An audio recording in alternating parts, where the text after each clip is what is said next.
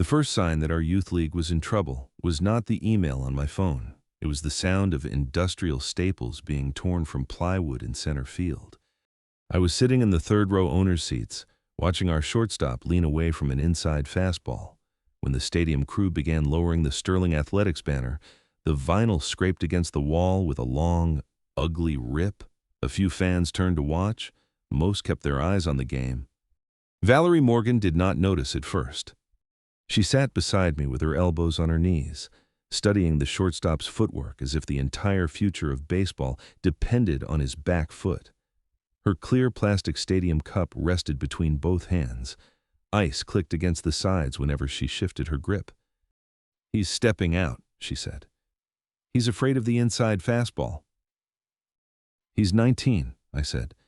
"He's afraid of everything, mostly the pitching coach." Her mouth curved. "That is not a scouting report. It is the most honest one he'll get today." She lifted the cup, took a sip, and returned her attention to the field. The ice settled with a small, bright clink. The sound should have been ordinary. Instead, it became the last calm thing I heard before the project we had spent a month building started sliding toward the foul line. "Valerie," I said, "look at center field." She turned. The banner was halfway down. Sterling Athletics had funded the uniforms, the equipment, and the first installment of the city park lease for the youth league. Their logo had been scheduled to remain on that wall until October. By the end of the afternoon, there would be nothing left but 4 empty mounting brackets and a rectangle of cleaner paint. Valerie's shoulders pulled tight. She did not gasp or drop the cup. Her thumbnail pressed into the side of her index finger, the small movement I had noticed during our first budget meeting. "Tell me that is routine maintenance," she said. "I'd love to." Her phone buzzed on the armrest. The preview showed an email from Arthur Sterling's executive assistant. "Regarding Q3 charitable disbursement." Valerie opened it. Her eyes moved once across the screen, then stopped. "He's pulling the pledge." "How much?" "The remaining sponsorship installment is $75,000. She locked the phone without replying. "The city needs proof of funds by Friday at 5. That is only a temporary reservation requirement. The actual lease deposit is due in 8 weeks. But if we cannot prove we can meet it on Friday, the city releases the field to the adult softball leagues." That was the first time the shape of the problem became clear. We had 3 days to prove we could survive 8 weeks. 200 children were already registered, with coaches and equipment waiting.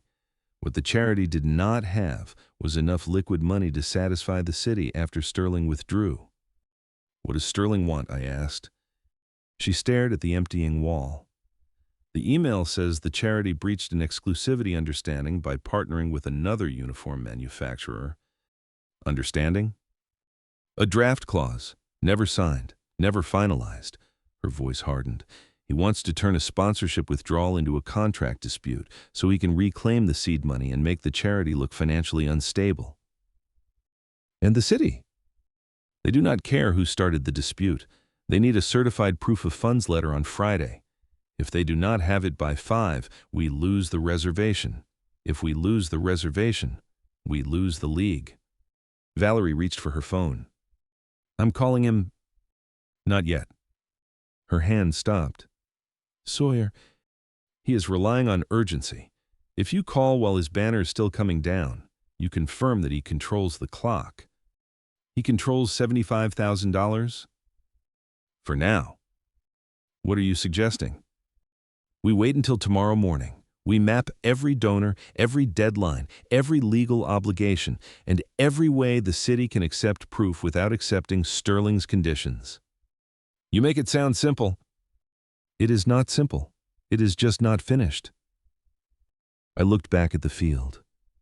The banner disappeared over the wall. "You don't force a bad swing," I said. "You wait for your pitch." Her expression softened for half a second, then returned to business. "Ada, she said. "My office." "And Sawyer?"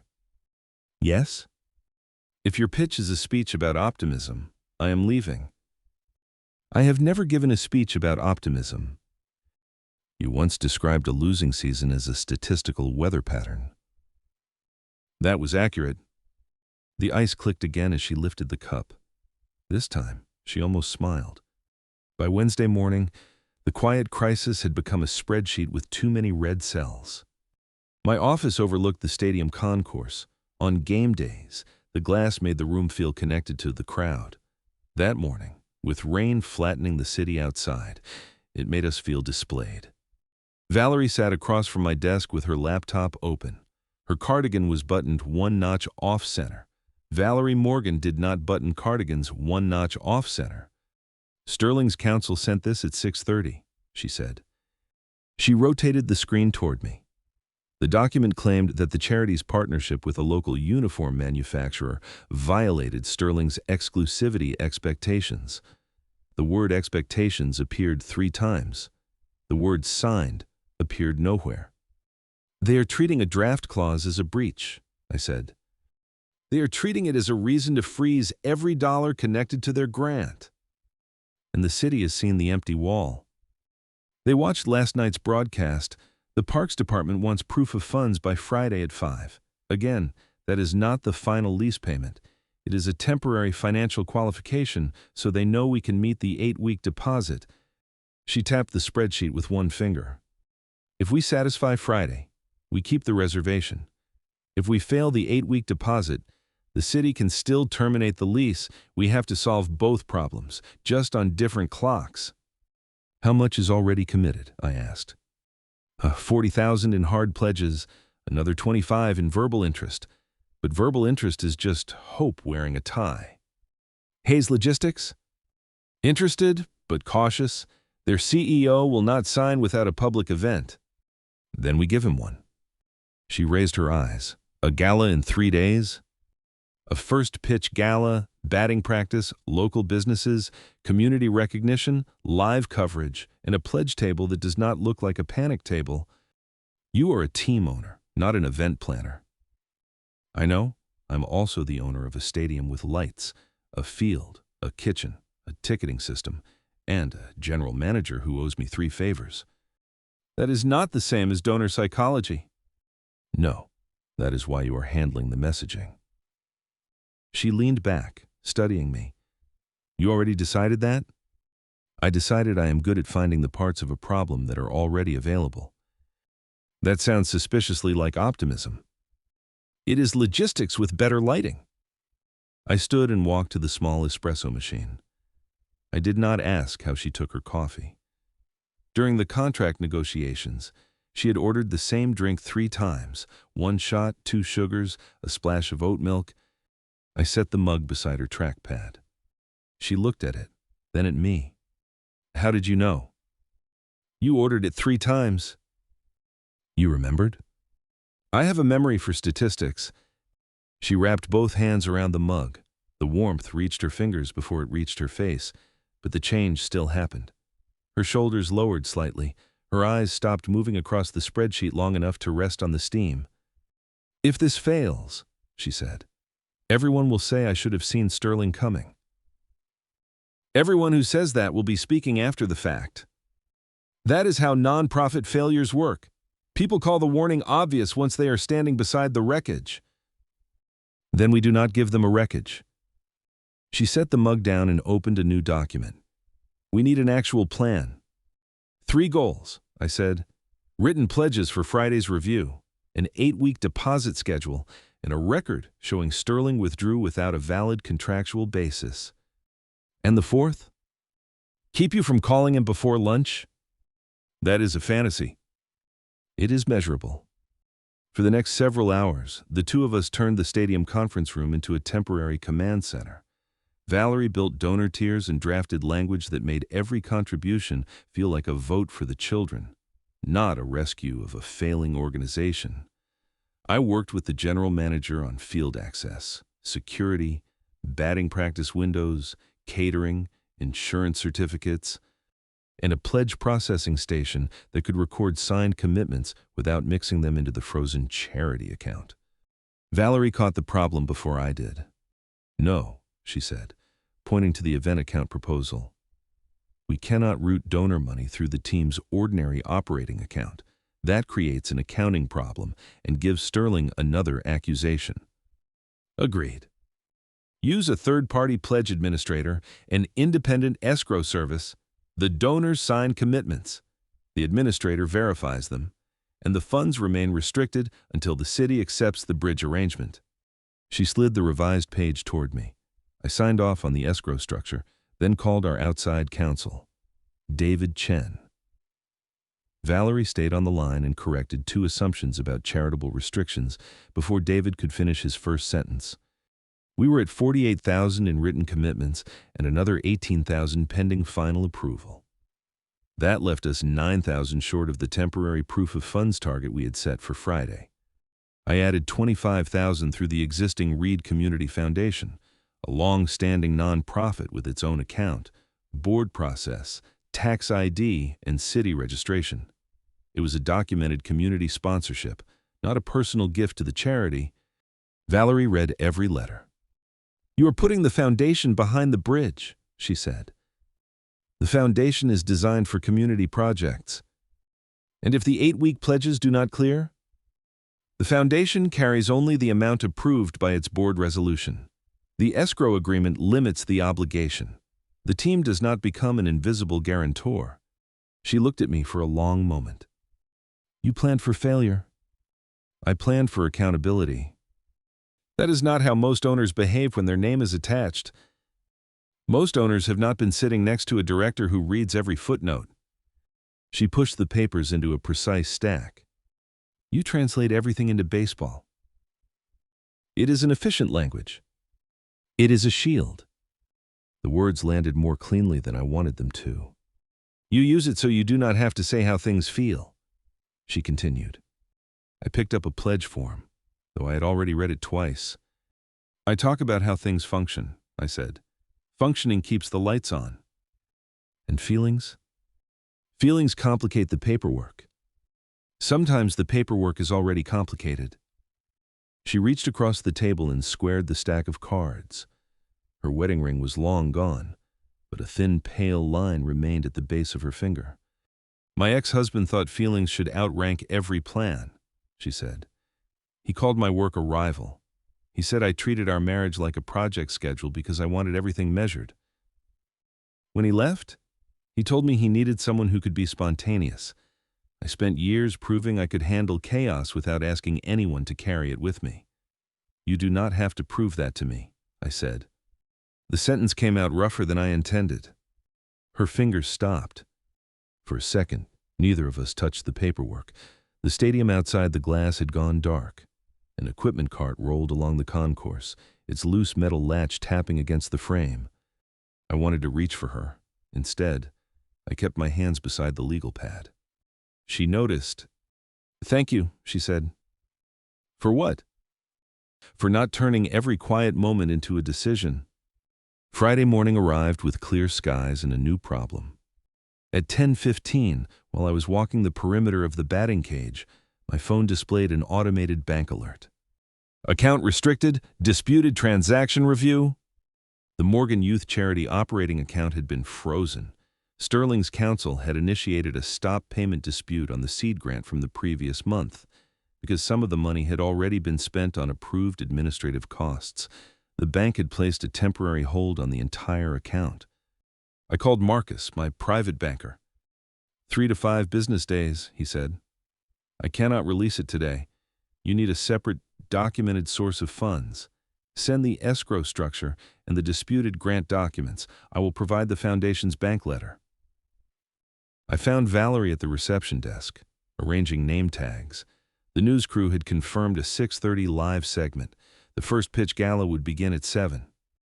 "The account is frozen," I said. Her hand stopped above a name tag. "All of it?" "The charity operating account. The foundation and escrow account are separate. And the city still needs proof by 5. "Yes." She closed her eyes. When she opened them, the professional calm was gone. "You told me to wait." "I did. You told me Sterling was using urgency as leverage." "He is." "Your logistics just cost 200 children a place to play." The words struck hard because they were not entirely unfair. I had chosen the timing. I'd asked her not to call. I had believed we could outmaneuver a man who had spent years turning pressure into a business model. If you had called him, I said carefully, he would have demanded control of the league. At least the league would still exist. The name tags scattered when she pushed them aside. I did not defend myself. I let the anger stand where it was. Then I took out my phone. I can call David and prepare the foundation resolution, the escrow agreement, and the city submission. She stared at me. I kept my voice level. Do you want me to handle the city with you, or do you want to make the call yourself? The question changed the room.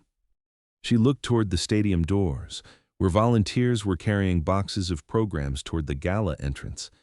Then she looked at the empty name tag table. With me, she said, not for me. Understood. And we do not turn the charity into a shadow of your franchise. Then you set the boundary. She picked up the first name tag and placed it back in line. The Morgan Youth Charity remains the operating partner. The Reed Community Foundation provides a time-limited bridge guarantee through escrow. The foundation does not control programming, hiring, branding, or donor messaging. I nodded. That is the structure. And if the city rejects it? We appeal through the Parks Department's financial review process. Before five, she reached for her phone. Call David. I will call the city. This time, she made the first call. David joined us by speakerphone.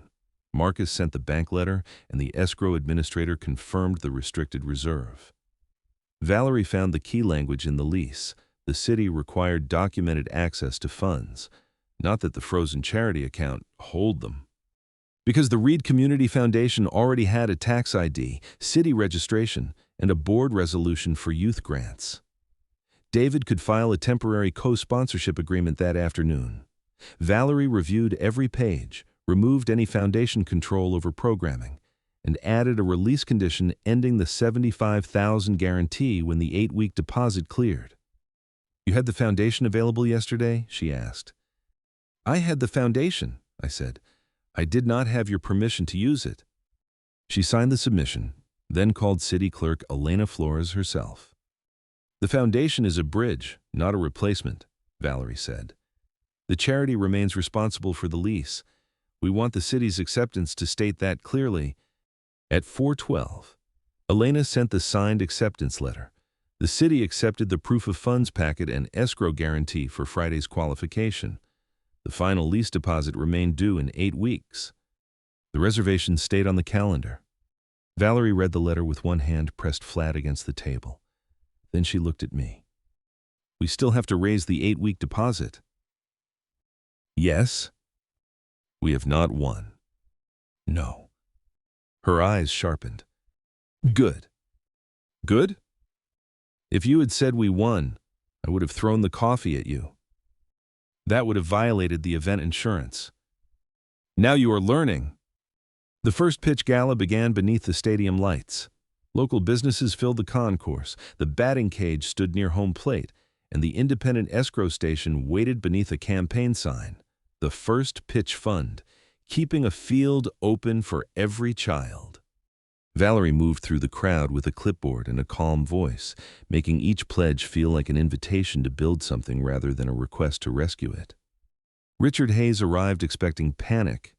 Instead, he watched Valerie restructure a small business owner's pledge into 4 affordable payments without taking away recognition.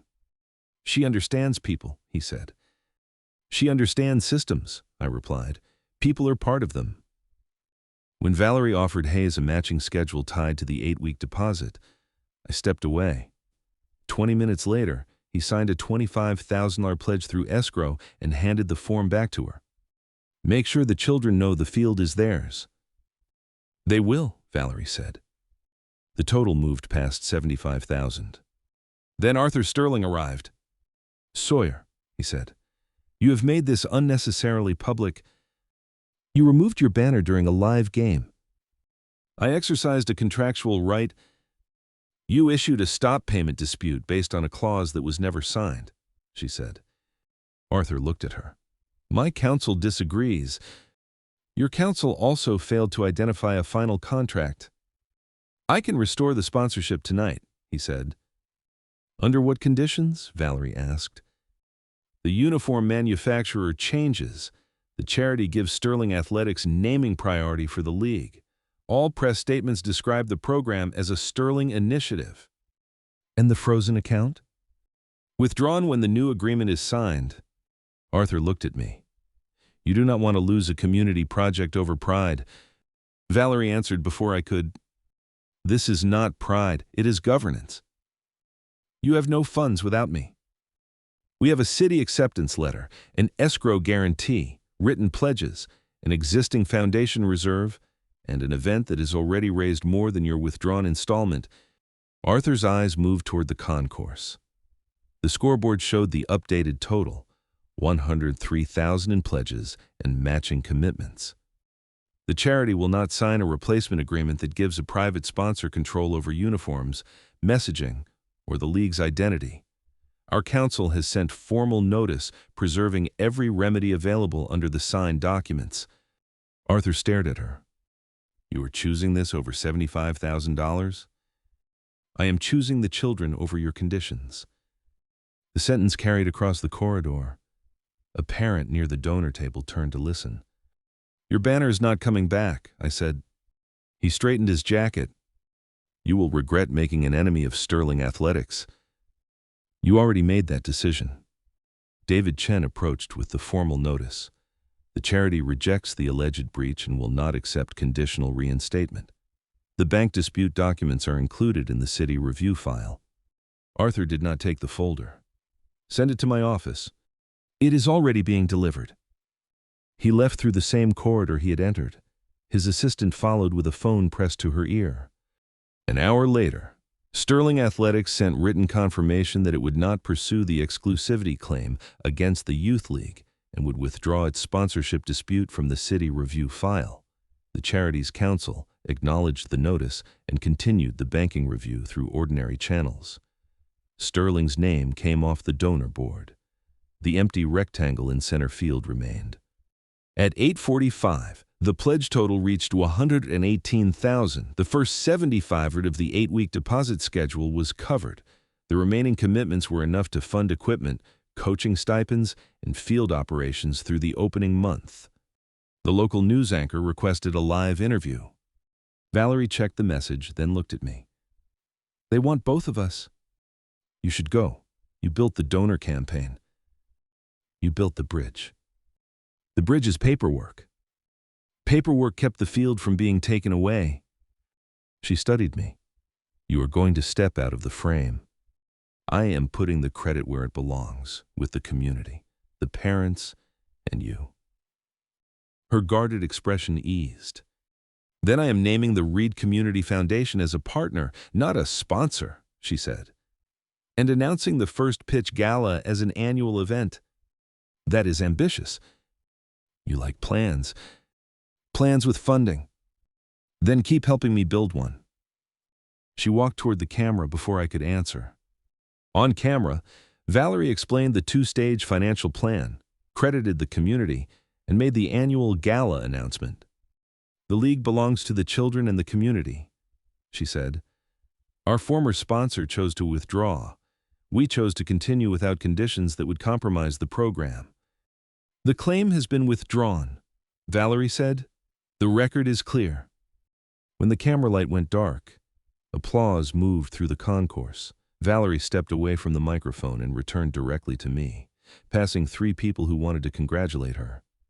You walked away, she said. I gave you the floor. You always give me the floor. It is good management. No, it is respect.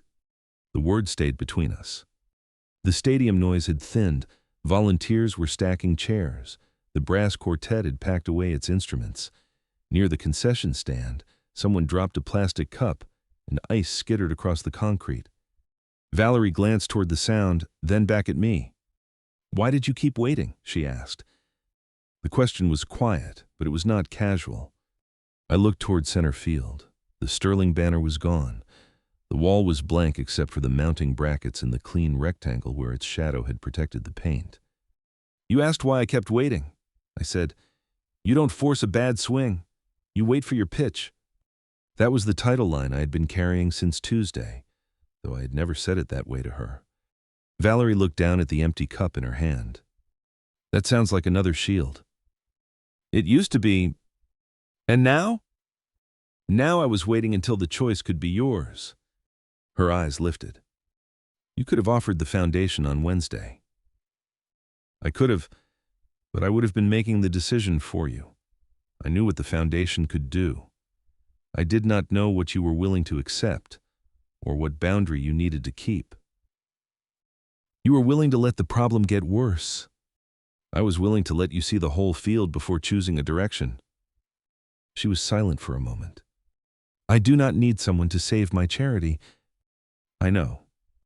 I need someone who understands that accepting help does not mean surrendering authority. I know that now. Her smile was small and tired. You are learning slowly. I was a professional athlete.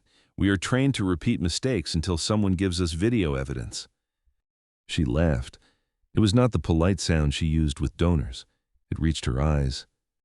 That may be the least flattering description of you I have heard.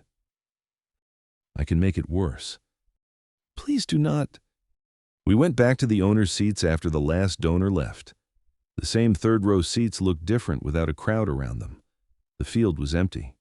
The lights remained on, but only the low work lights near the dugouts were still burning. Valerie sat beside me. She carried a fresh, clear plastic stadium cup filled with water and ice. The ice clicked against the sides as she lowered herself into the seat. She rested the cup in the holder between us. The work is not over, she said. The deposit, the bank review, and Sterling's lawyers are still waiting. Nothing is hidden, I said. That was not what I meant. Try again. The empty stadium made honesty feel louder. I was tired of people treating every relationship in sports as a transaction. I said, sponsors want visibility. Owners want loyalty. Players want contracts. Everyone asks what the other person is worth before asking who they are. Valerie listened without interrupting. I did not want to look at you and wonder what you were going to ask for. I continued. I did not want you to wonder whether I was helping because I wanted credit, control, or something personal in return. Her fingers tightened around the cup.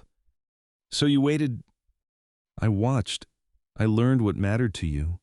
I tried to make sure that if I stepped closer, it would not be because the crisis made the choice for either of us. She looked toward the empty field. My ex-husband used to stand beside the microphone and explain my own projects to the press. He sounds like a liability. He was. Then I have an advantage. Which is? I know how microphones work. She laughed again and let her shoulder rest against my arm. I did not wrap an arm around her. I did not need to claim the moment. Her choice was enough. 8 weeks later, the second city review took place under a sky the color of polished steel. The final lease deposit had cleared through the approved escrow structure 3 days earlier. The city had released the restricted guarantee. The Morgan Youth Charity operating account had been unfrozen after the bank completed its review and rejected Sterling's disputed claim. The bank's findings confirmed that the seed grant had been spent according to the approved administrative budget. Sterling Athletics had not returned as a sponsor. Arthur Sterling's lawyers had sent one final letter acknowledging the withdrawal of the exclusivity claim and confirming that the charity could continue using the independent uniform manufacturer. David filed it with the city records. The First Pitch Gala had become a monthly community pledge program, and the annual event Valerie had announced on live television was already scheduled for the following summer. The Youth League opened on a Saturday morning. 200 children filled the field in oversized caps and new uniforms. Some of them could not reach the top of the dugout steps without jumping. One little girl swung at a T-ball and missed so completely that she spun in a circle. Valerie clapped first. The girl looked embarrassed. Valerie crouched near the fence. "Bad swing," she called. "Good feet. Try again." The girl nodded, planted her back foot, and swung a second time. The ball rolled into shallow right field.